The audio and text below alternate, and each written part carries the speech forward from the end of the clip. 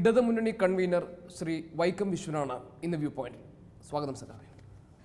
വിശാല ഇടതിനെ കുറിച്ചാണ് ഇപ്പോൾ മുന്നണി നേതാക്കൾ പറഞ്ഞുകൊണ്ടിരിക്കുന്നത്. ഇടതു മുന്നണിയെ വിപുലീകരിക്കാൻ ആലോചിക്കാനുണ്ടായ രാഷ്ട്രീയ സാഹചര്യം എന്താണ് കേരളത്തിൽ? ഇടതു മുന്നണി കേരളത്തിലാണെങ്കിൽ ഇടതുപക്ഷ ജനാധിപത്യ മുന്നണി അതിൻ്റെ പ്രവർത്തന ശൈലി അനുസരിച്ച് തന്നെ വിപുലീകരിക്കണമെന്നും അത് മുന്നോട്ട് പോകണമെന്നുള്ള കാര്യത്തിൽ നേരത്തെ തന്നെയുള്ളൊരു കാഴ്ചപ്പാടാണ് ഇക്കാര്യത്തിലുള്ളത്. ഇടത് മനോഭാവമുള്ളവർക്കും LDFിൻ്റെ നയപരിപാടികളുമായി യോജിക്കുന്നവർക്കും മുന്നണിയിലേക്ക് തിരികെ വരാം എന്ന് പറയുമ്പോൾ UDFിൽ നിന്ന് ചിലരെ കാര്യമായി പ്രതീക്ഷിക്കുന്നുണ്ട് ഇടതു മുന്നണി. അങ്ങനെ ഒരു ടാർഗറ്റ് വെച്ചുകൊണ്ടല്ല അത്തരം ഒരു സമീപനം എടുക്കുന്നത്. ഏതെങ്കിലും രീതിയിൽ ഐക്യ ജനാധിപത്യ മുന്നണിയിലെ ഘടകകക്ഷികളെ മാറ്റി കാലുവാരി ഒരു അവിഹിത ബന്ധങ്ങൾ ഉയർത്തിപ്പിടിച്ചുകൊണ്ട് മുന്നോട്ട് പോകുക എന്ന കാഴ്ചപ്പാട് അതിലില്ല. നമ്മുടെ നാട്ടിലെ ജനങ്ങളുടെ ആവശ്യങ്ങൾക്ക് വേണ്ടിയുള്ള വലിയ പോരാട്ടങ്ങൾ ഉയർത്തിക്കൊണ്ടുവരിക, ആ പോരാട്ടത്തിന് ഇടതുപക്ഷ ആഭിമുഖ്യമുള്ളവർക്ക് അതിൽ സഹകരിക്കാൻ കഴിയുന്നുണ്ട്. അതുപോലെ തന്നെ ഇടതുപക്ഷ ആഭിമുഖ്യത്തിനോട് നില്ലെങ്കിൽ പോലും ഇതിനോടെല്ലാം എതിർക്കുന്ന ജനാധിപത്യ ബോധമുള്ളവർക്കും അതിൽ സഹകരിക്കാൻ കഴിയും. അങ്ങനെ വ്യക്തികളും പ്രസ്ഥാനങ്ങളുമായി അതിനോട് സഹകരിക്കാൻ കഴിയുന്നുണ്ട്. അവർക്ക് സഹകരിക്കാനുള്ള രീതി ഇക്കാര്യങ്ങളിലുണ്ടാകും. അതിലേതെങ്കിലും UDFിൽ നിന്നൊരു കക്ഷിയെ ഇങ്ങോട്ടെടുക്കുന്നു എന്ന അർത്ഥം അതിനകത്ത് വരുന്നില്ല. ആരായാലും ശരി, ഇടതുപക്ഷ ജനാധിപത്യ മുന്നണി ഈ കക്ഷികളുടെ വിപുലീകരണമാണ് ഉദ്ദേശിക്കുന്നതെങ്കിൽ അത് ഇടതുപക്ഷ ജനാധിപത്യ മുന്നണി തീരുമാനിച്ചെടുക്കേണ്ട ഒരു കാഴ്ചപ്പാടാണ്, ഏതെങ്കിലും രീതിയിൽ എടുക്കേണ്ട ഒരു കാര്യമല്ല. ശ്രീ KM മാണിയും അദ്ദേഹം നേതൃത്വം കൊടുക്കുന്ന കേരള കോൺഗ്രസ് മാണി വിഭാഗവും ഒരു ഇടതുപക്ഷ ആഭിമുഖ്യം കാണിച്ചു തുടങ്ങിയതായി കരുതുന്നുണ്ടോ? അല്ല, അങ്ങനെ ഞാൻ ആ രീതിയിൽ അതിനെ കാണുന്നില്ല.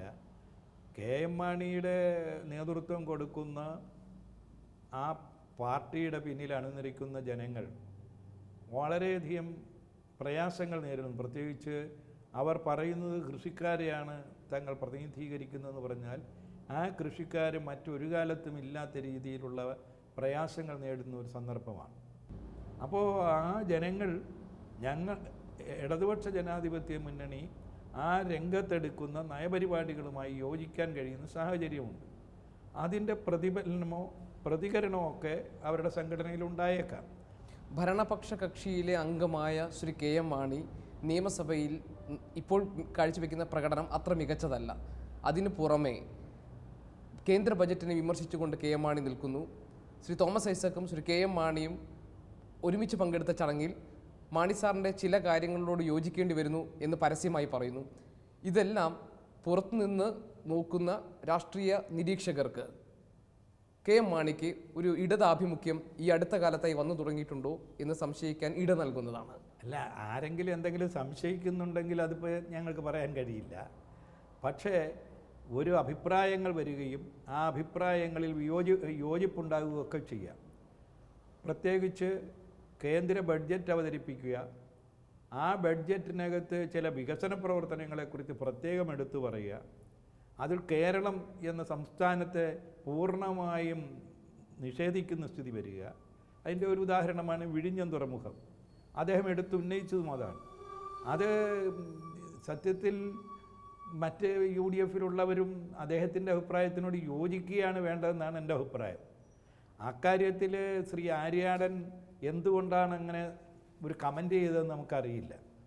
കാരണം മാണിസാറും തോമസ് ഐസക്കും ഒരു ലൈനാണെന്ന് കണ്ടുപിടിച്ചു എന്ന് പറഞ്ഞു. ഇതൊരു സങ്കുചിത പ്രാദേശികവാദമാണ് എന്നാണ് പറഞ്ഞിരുന്നത്. അങ്ങനെയെങ്കിൽ ഈ പറഞ്ഞതാണ് വസ്തുതയെങ്കിൽ പിന്നെ എന്തിനാണ് പ്രതിപക്ഷ നേതാവ് VS അച്യുതാനന്ദൻ ശ്രീ KM മാണിക്ക് മുന്നണിയിലേക്ക് സ്വാഗതം ഓതിയത്? അത് VS തന്നെ അതിനൊരു മറുപടി പറഞ്ഞു.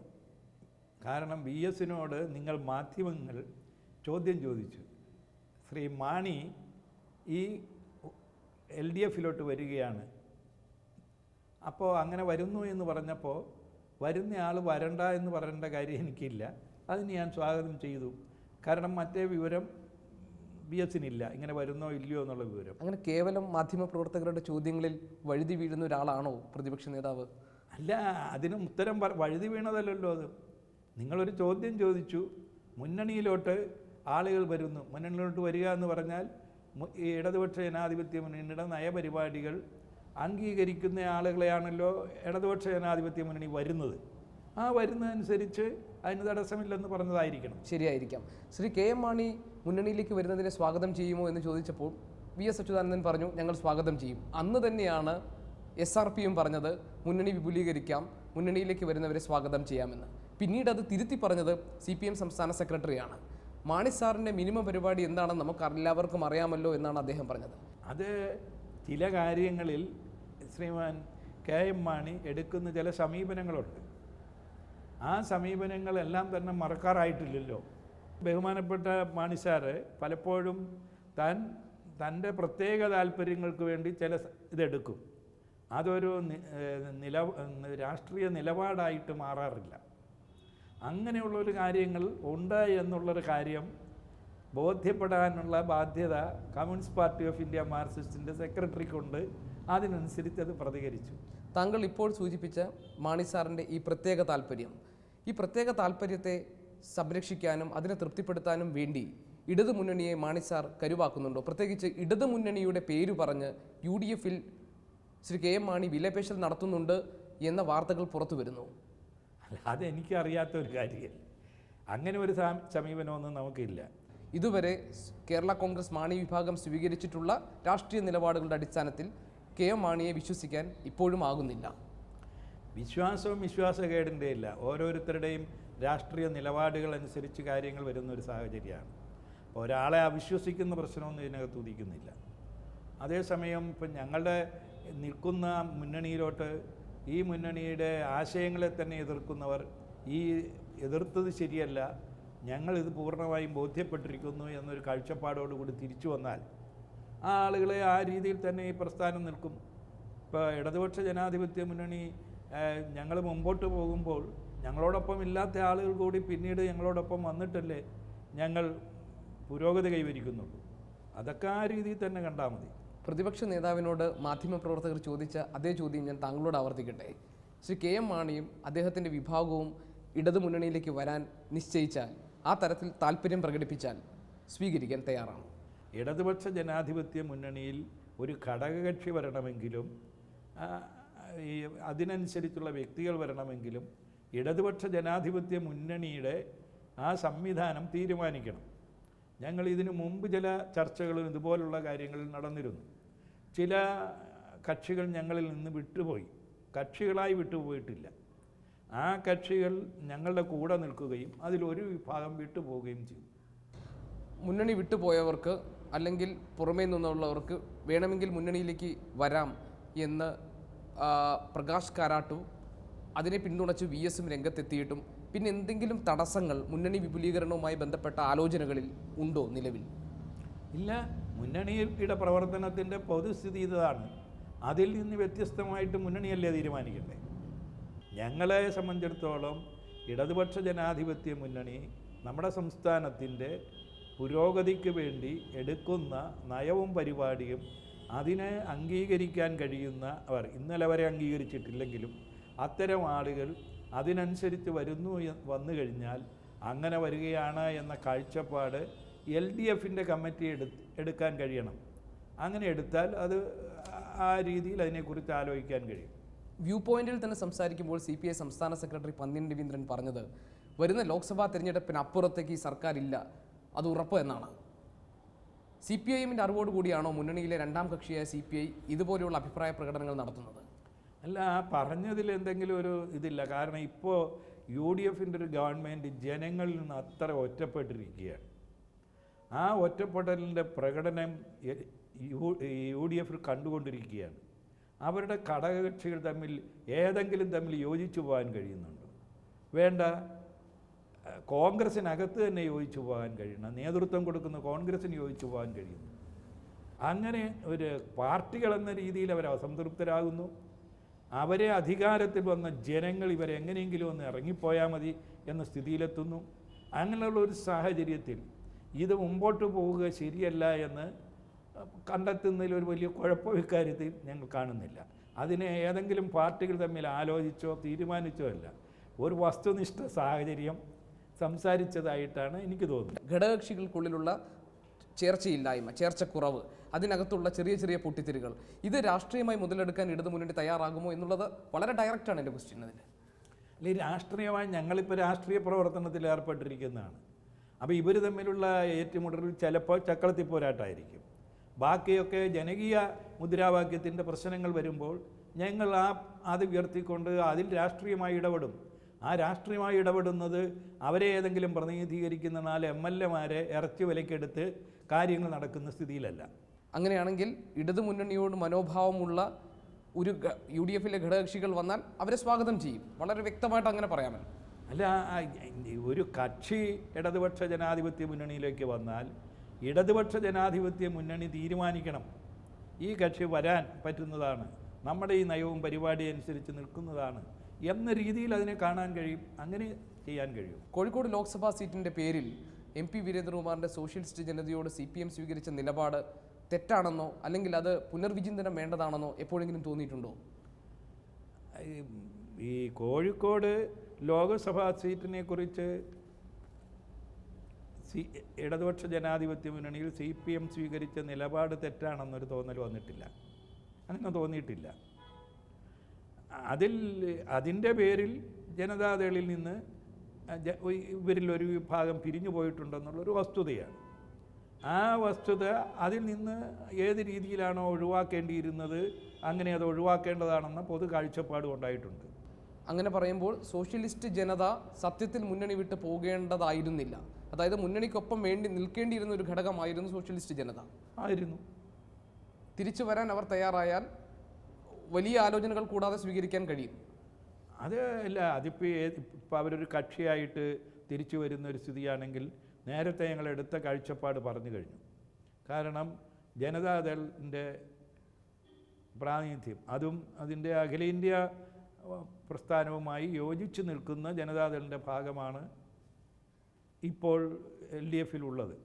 ആ ജനതാദളുമായി ബന്ധപ്പെട്ടിട്ടാണ് അവരെക്കുറിച്ച് ഈ LDF-ലെടുക്കുന്ന കാര്യം ആലോചിക്കേണ്ടത്. അപ്പോൾ അതല്ല, അതിനേക്കാൾ അപ്പുറം വല്ല രാഷ്ട്രീയ പ്രശ്നങ്ങൾ ഉണ്ടായിട്ടുണ്ടോ ഇല്ലയോ എന്നുള്ള കാര്യം അത് LDF-ൽ ചർച്ച ചെയ്യേണ്ട പ്രശ്നങ്ങളാണ്. അത് LDF എടുത്തിരിക്കുന്ന തീരുമാനം ഇതാണ്.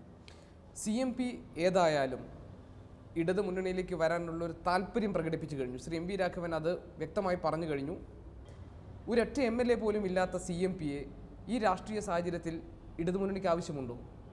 അല്ലെങ്കിൽ ഇടതുപക്ഷ ജനാധിപത്യ മുന്നണിയോട് യോജിക്കാൻ കഴിയുന്ന ആളുകൾ, ആ നയവും പരിപാടിയുമായി മുമ്പോട്ട് പോകാൻ കഴിയുന്നവരെ ആ രീതിയിൽ തന്നെ ഉൾപ്പെടുത്താൻ കഴിയുമോ എന്ന് ഇടതുപക്ഷ ജനാധിപത്യ മുന്നണി ചിന്തിക്കും. അതിലേതെങ്കിലും ഒരാളെ അയിത്തം കൽപ്പിച്ച് മാറ്റി നിർത്തേണ്ട ഒരു കാര്യം അതിനകത്തുണ്ടാകുന്നില്ല.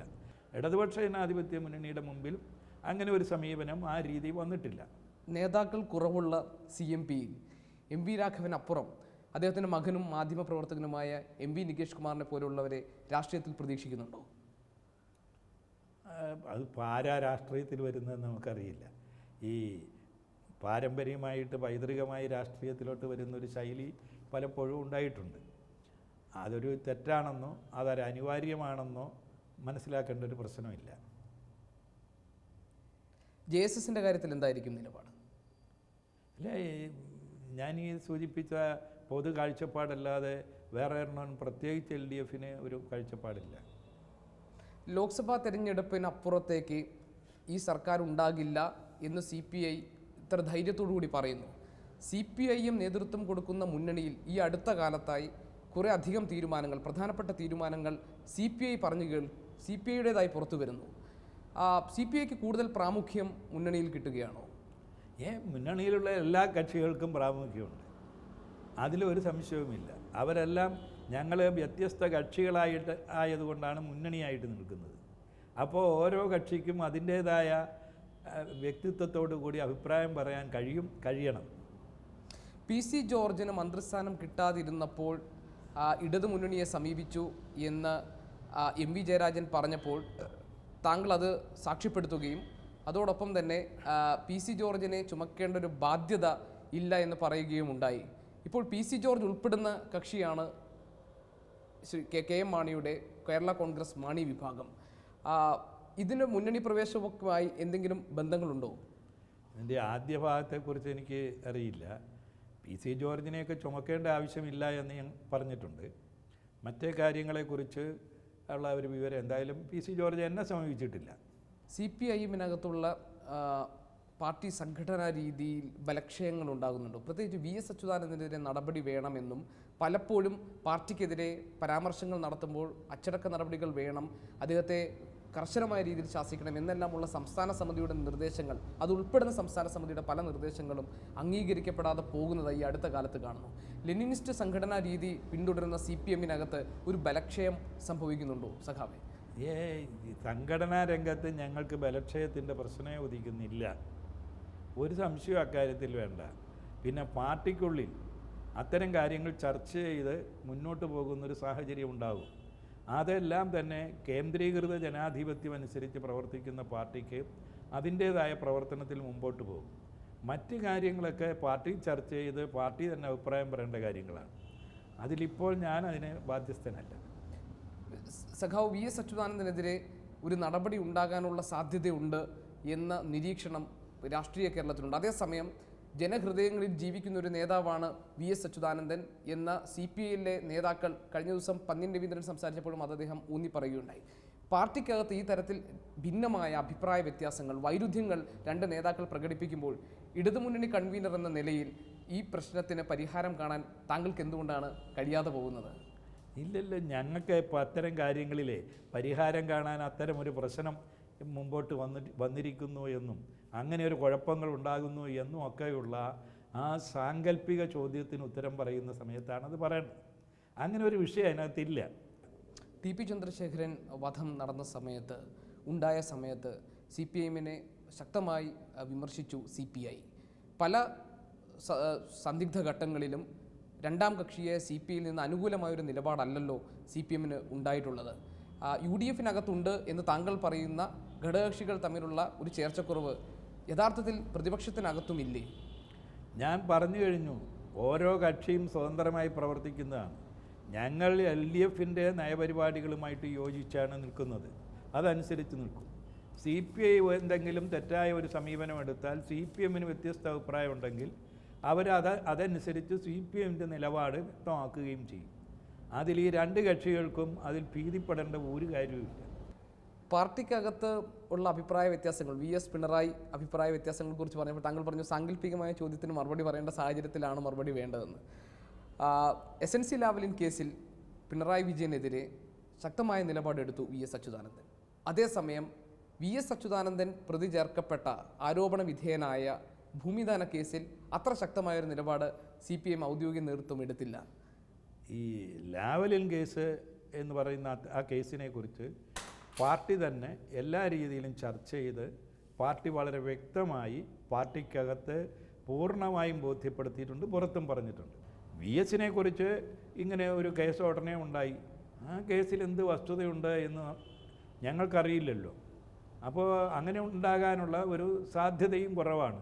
അതുകൊണ്ട് തന്നെ അത്തരം കാര്യങ്ങളെക്കുറിച്ച് ഈ പറയുന്ന കാര്യത്തിൽ രണ്ട് വ്യക്തികൾ തമ്മിലുള്ള തർക്കമാണെന്നുള്ള നിലയിലൊന്നും പാർട്ടി അതെടുക്കുന്നില്ല. ഭൂമിദാന കേസ് ഉയർന്നു വന്നപ്പോൾ VS അച്യുതാനന്ദൻ്റെ ഭാഗത്തു നിന്ന് ഒരു വലിയ പ്രതികരണമുണ്ടായി. ഈ കേസിന് പിന്നിൽ പ്രതിപക്ഷത്ത് തന്നെയുള്ള ചില ആളുകളുടെ പങ്ക് സംശയിക്കപ്പെടണമെന്ന്. അന്ന് കേന്ദ്ര കമ്മിറ്റിയിൽ പങ്കെടുക്കാനാണെന്ന് തോന്നുന്നു താങ്കൾ ദില്ലിയിലുണ്ടായിരുന്നപ്പോൾ അന്ന് മാധ്യമപ്രവർത്തകരോട് താങ്കൾ പറഞ്ഞത് ഇങ്ങനൊരു കാര്യം ശ്രദ്ധയിൽപ്പെട്ടിട്ടില്ല എന്നാണ്. പിന്നീട് എപ്പോഴെങ്കിലും ഇത് ശ്രദ്ധയിൽപ്പെട്ടോ? ഈ VS ഇങ്ങനെ പ്രതിപക്ഷത്തുണ്ടെന്ന് മാധ്യമക്കാർ തന്നെ അന്നെന്തോ എൻ്റെ ശ്രദ്ധയിൽപ്പെടുത്തിയിരുന്നു. ഞാൻ ആദ്യം എന്നോട് ചോദിക്കുമ്പോൾ ഞാൻ ആ വിഷയം എനിക്കറിയില്ലായിരുന്നു. ഇപ്പോൾ പ്രതിപക്ഷത്തു നിന്ന് അങ്ങനെ ഏതെങ്കിലും രീതിയിലുണ്ടോ അതിൻ്റെ വിവരം VSന് കിട്ടിയെങ്കിൽ VS തന്നെ അത് ആളുകളോട് പറയും. ലോകത്തെല്ലാ സ്ഥലത്തും വികസിത രാജ്യങ്ങളിലെല്ലാം തന്നെ പൊതുഗതാഗത സംവിധാനത്തെ ശക്തിപ്പെടുത്തുക എന്നുള്ളതാണ് ചെയ്യുന്നത്. നമ്മുടെ അയൽ സംസ്ഥാനങ്ങളിൽ ആന്ധ്രയിലായാലും കർണാടകയിലായാലും തമിഴ്നാട്ടിലായാലും എല്ലാം തന്നെ ഈ സർക്കാർ സർവീസുകൾ ലാഭകരമായ രീതിയിൽ മുന്നോട്ട് കൊണ്ടുപോകാൻ കഴിയുന്നു. ആ പശ്ചാത്തലം നിലനിൽക്കുകയാണ് മന്ത്രി ആര്യാടൻ മുഹമ്മദ് പറയുന്നത് KSRTC പൂട്ടേണ്ട അവസ്ഥയിലാണെന്ന്. സംശയിക്കേണ്ടതാണോ ഇത്? തികച്ചും സംശയിക്കേണ്ടതാണത്. കാരണം കേന്ദ്ര നയം നടപ്പാക്കുക എന്നുള്ളതാണ് ഇവരുടെ ഉദ്ദേശം. ഇപ്പോൾ ആന്ധ്രയിലും തമിഴ്നാട്ടിലുമൊക്കെ ഈ കൂടുതൽ ഇപ്പോൾ ഇവിടെ 27% ഉള്ളൂ, അവരതിനേക്കാൾ എത്രയോ കൂടുതൽ ശതമാനം റൂട്ടാണ് അവർ ഓടിക്കൊണ്ടിരിക്കുന്നത്. അവർ ആ രീതിയിലുള്ളൊരു സമയം ഇപ്പോൾ ഈ എണ്ണയുടെ കാര്യത്തിൽ ചെറിയ ആശ്വാസം നമുക്കുണ്ടാകുമായിരുന്നു. ഇതിന് പ്രത്യേകമുള്ള നികുതി എടുത്തുകളയും അതുപോലെ തന്നെ പൊതുവിപണിയിൽ നിന്ന് എണ്ണ വാങ്ങിക്കുകയും ചെയ്താൽ ഒരാശ്വാസം ഇക്കാര്യത്തിലുണ്ടാകും. ഇപ്പോൾ വന്ന പ്രതിസന്ധിയുടെ കുറേ ഉണ്ടാകും, പക്ഷേ അതിനും ഗവൺമെൻറ് തയ്യാറാകുന്നില്ല. അപ്പോൾ ഇത് വളരെ പ്ലാൻ ചെയ്തുകൊണ്ട് ഒരു സ്ഥലത്ത് കൊണ്ട് എത്തിക്കാനാണോ എന്ന് വളരെ ശക്തിയായി സംശയിക്കണം. കാരണം ഇനി ഞങ്ങൾ പിടിച്ചാലൊന്നും കിട്ടിയില്ല, പോകും. പക്ഷേ ഇത് ഈ ഒരു സ്ഥിതി വരുന്നതിന് മുമ്പ് തന്നെ ബഹുമാന്യനായ മുഖ്യമന്ത്രി പറഞ്ഞത് ദൈവം വിചാരിച്ചാലും ഇതിനെ രക്ഷപ്പെടുത്താനാവില്ല. അപ്പോൾ ഇതിനെ തകർക്കാൻ ഉള്ളൊരു കാഴ്ചപ്പാട് ഇവർക്കൊരു ലക്ഷ്യമുണ്ടോ എന്ന് സംശയിക്കേണ്ട സ്ഥിതിയാണ്. അതുകൊണ്ട് തന്നെയാണ് ഇതിങ്ങനെയുള്ളൊരു സാഹചര്യം വരുന്നത്. അബ്ദുൾ നാസർ മദനിയുടെ മകൾ മുഖ്യമന്ത്രി ഉമ്മൻചാണ്ടിക്ക് ഒരു കത്ത് കൊടുത്തിട്ടുണ്ട്. വിവാഹമാണ്, ഈ വിവാഹത്തിൽ പങ്കെടുക്കാൻ വാപ്പയെ പ്രതീക്ഷിക്കുന്നുവെന്ന്. മദനിയുടെ കാര്യത്തിൽ ഈ സർക്കാരിന് എന്തെങ്കിലും ചെയ്യാൻ കഴിഞ്ഞിട്ടുണ്ടോ? എന്താണ് ഇക്കാര്യത്തിൽ ഇടതുപക്ഷത്തിന് ചെയ്യാൻ സാധിച്ചിട്ടുള്ളത് ഒരു മനുഷ്യാവകാശ പ്രശ്നം എന്ന നിലയ്ക്ക്? ഒരു മനുഷ്യന് ഇതുപോലെ ഒരു ശിക്ഷയില്ലാതെയാണ്. ആദ്യവും അദ്ദേഹം ജയിലിൽ കിടന്നു. ഏതെങ്കിലും കുറ്റം ചെയ്തു എന്ന് പറഞ്ഞ് ശിക്ഷ അദ്ദേഹത്തിനില്ല. അപ്പോൾ തങ്ങൾക്ക് ഇഷ്ടപ്പെടാത്ത ആളെ കൊണ്ടുപോയി അകത്തിടുകയാണ്. ഇതിൻ്റെ വസ്തുത എന്താണെന്ന് അന്വേഷിക്കാൻ പോയ മാധ്യമപ്രവർത്തകയെയും അവരെയും ആ കേസിൽപ്പെടുത്തുന്ന ഒരു സ്ഥിതിയാണ് ഉണ്ടായിരുന്നത്. അപ്പം വളരെ ബോധപൂർവമായിട്ട് ചെയ്യുന്ന ഒരു സാഹചര്യമാണുള്ളത്. അങ്ങനെ ഒരു മനുഷ്യാവകാശ ലംഘനമാണ് ഇക്കാര്യത്തിൽ നടന്നിരിക്കുന്നത്. ഒരു ഗവൺമെൻറ് എന്ന രീതിയിൽ അതിൽ ഇടപെടാൻ വളരെ വ്യക്തമായിട്ട് ഈ ഗവൺമെൻറ് തയ്യാറാകണം. അവരും ഇടയ്ക്ക് ഞങ്ങളും കൂടി ശ്രമിക്കാം, അവിടുത്തെ സ്റ്റേറ്റ് ഗവൺമെൻറ്റിനോട് ബന്ധപ്പെടാമെന്ന് പറഞ്ഞു. ഇപ്പോഴാണെങ്കിലും അതവർക്ക് ചെയ്യാം. മാനുഷികമായി ഈ കാര്യങ്ങൾ ചെയ്യുന്നതിന് ഒരു കുഴപ്പവുമില്ല. ഇപ്പോൾ തന്നെ ചികിത്സിച്ച് ഭേദമായി എന്ന് പറയുന്നിടത്ത് തന്നെ പിന്നെയും അതിൻ്റേതായ ബുദ്ധിമുട്ടുകൾ അദ്ദേഹത്തിനുണ്ടാകുന്നതായിട്ടാണ് അറിഞ്ഞത്. അപ്പോൾ അങ്ങനെയുള്ള ഒരു സാഹചര്യത്തിൽ വളരെ ശക്തിയായി ഗവൺമെൻറ് ഇടപെടുകയും അതിനനുസരിച്ച് നിൽക്കുകയും ചെയ്യണം. അടിയന്തരാവസ്ഥയ്ക്ക് ശേഷം താങ്കൾ ഒരു ജാഥ നടത്തുകയുണ്ടായി, കാസർഗോഡ് മുതൽ ഇങ്ങറ്റം വരെ. അടിയന്തരാവസ്ഥയുടെ തിക്തഫലങ്ങൾ അനുഭവിച്ചവരെയെല്ലാം കൂടിച്ചേർത്തുകൊണ്ട് ഒരുപക്ഷെ കേരളത്തിലെ ഓരോ നാട്ടും പുറത്തും വലിയ രീതിയിൽ ചലനങ്ങൾ ഉണ്ടാക്കാൻ കഴിഞ്ഞതായിരുന്നു ആ സമരം. ഇതെല്ലാം ഓർമ്മക്കുറിപ്പുകളായി എഴുതുന്നതിനെക്കുറിച്ച് ആലോചിച്ചിട്ടുണ്ടോ? ആ കാലം എങ്ങനെയായിരുന്നു? ഓർമ്മക്കുറിപ്പുകളായിട്ട് എഴുതാനൊന്നും ഞാൻ ആലോചിച്ചിട്ടില്ല. അതിനകത്തെ കാര്യങ്ങളെക്കുറിച്ച് അന്ന് അടിയന്തരാവസ്ഥ കാലത്ത് എല്ലാത്തിലും, കാരണം വർത്തമാനം പറയാനുള്ള സ്വാതന്ത്ര്യമില്ല, ഒരു കാര്യവും ചെയ്യാനുള്ള ഒരു കാഴ്ചപ്പാടുമില്ല. നമ്മളൊന്നും ഒരിക്കലും കേൾക്കുകയോ കാണുകയോ ചെയ്യാത്ത ആളുകൾ. രാഷ്ട്രീയ വൈരാഗ്യമല്ല, മറ്റ് തൊഴിൽ പ്രശ്നത്തിൻ്റെ പേരിലല്ല, ഒരു അയലത്ത് വഴക്ക് പോലും പാവങ്ങളെയെല്ലാം ഈ രീതിയിൽ ആക്രമിക്കുകയാണ്. അപ്പോൾ ഞങ്ങളതൊരു കിരാതമായ കാലം, ആ കാലത്തിന് ഞങ്ങൾ ഇപ്പോൾ ഒരു ചെറിയ ലഘുലേഖ ആ നടന്നതിനെക്കുറിച്ച് ഞങ്ങൾക്ക് കിട്ടിയ വിവരത്തെക്കുറിച്ച് കിരാത പർവ്വം എന്ന് പറഞ്ഞ് അന്ന് പ്രസിദ്ധീകരിക്കുകയുണ്ടായി. ഞങ്ങളതിങ്ങോട്ട് കടന്നു വരുമ്പോൾ ആ ജാഥ ഇവിടെ വന്ന് തിരുവനന്തപുരത്തൊക്കെ വരുമ്പോൾ ഞങ്ങൾ ഈ കേരളത്തിൻ്റെ തെക്കൻ പ്രദേശത്തോട് കടന്നു വരുമ്പോൾ ഞങ്ങളുടെ ജാഥ കടന്നു പോരാൻ വലിയ പ്രയാസമാണ്. അങ്ങനെ ആയിരങ്ങൾ ഒരുമിച്ച് വന്നിങ്ങനെ കൂടി വരുന്നൊരു സ്ഥിതിയാണുള്ളത്. തിരുവനന്തപുരത്ത് പിന്നെ പഴവങ്ങാടി, പുത്തിരിക്കണ്ടാണ് പഴവം, അവിടെ വന്ന് യോഗത്തിൽ വരുമ്പോൾ പോലീസ് അത് അടിച്ചു പൊളിക്കുകയായിരുന്നു. വളരെയധികം